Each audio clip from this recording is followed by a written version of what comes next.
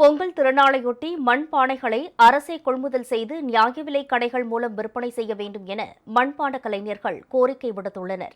தென்காசி மாவட்டம் தேன்பொத்தை மற்றும் அதன் சுற்றுவட்டார பகுதிகளில் உள்ள கிராமங்களில் ஆயிரக்கணக்கானோர் மண்பாண்ட தொழிலில் ஈடுபட்டுள்ளனர். பொங்கல் திருநாளன்று பாரம்பரிய முறைப்படி மண்பானையில் பொங்கலிடும் பழக்கம் தற்போது குறைந்துள்ள நிலையில் தமிழகத்தில் பானை விற்பனை சரிந்துள்ளதாக மண்பானை தொழிலாளர்கள் கவலை தெரிவித்துள்ளனர். பணம் கொடுத்தும் களிமண் வாங்கி பானை செய்தும் உரிய விலை கிடைக்காததால் சிரமத்தை சந்தித்து வரும் அவர்கள் அரசு பானைகளை கொள்முதல் செய்து நியாய விலைக் கடைகள் மூலம் விற்பனை செய்ய வேண்டும் என வலியுறுத்தியுள்ளனர்.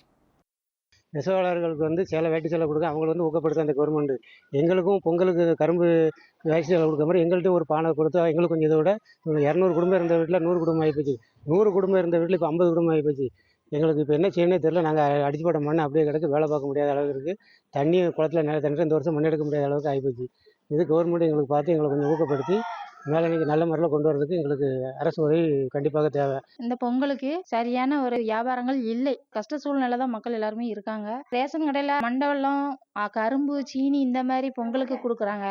அந்த பொங்கல் சமயம் மட்டும் எங்களுடைய இந்த பானையை கொள்முதல் விற்பனை பண்ணி கொடுத்தாங்கனாலே அது எங்களுக்கு ஒரு வருமானமாக தான் இருக்கும்.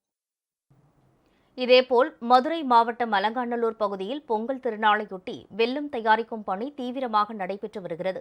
வெளியூர் மற்றும் உள்ளூர் வணிகர்கள் மொத்தமாகவும் சில்லறையாகவும் வெல்லத்தை வாங்கி செல்வதால் விற்பனை அதிக அளவில் நடைபெற்று வருகிறது.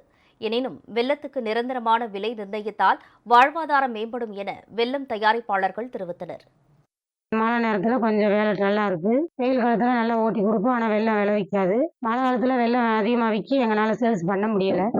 மழை காரணத்தினால விலை பொங்கலுக்கு 600 ஏறி போகும். மழை பெய்யறதுனால கொஞ்சம் வெயில் காலத்தில் கொஞ்சம் கம்மியாக தான் போகும். அந்த நேரம் வெள்ளம் எடுக்கிறதுக்கு கொஞ்சம் ஈஸியாக இருக்கும். மழை காலத்தில் கொஞ்சம் கஷ்டமாக இருக்கும். கூடுனா ஒரு 10 ரூபா 20 ரூபா தான் கூட போகும். வெயில் காலத்தில் 450 ரூபா 400 ரூபாய்க்குள்ளே தான் போகும். இங்கேருந்து ஹோல்சேலுக்கு வெளியில் போயிடும். அப்புறம் அங்கேருந்து ரீட்டெயிலுக்கு வாங்கிக்குவாங்க.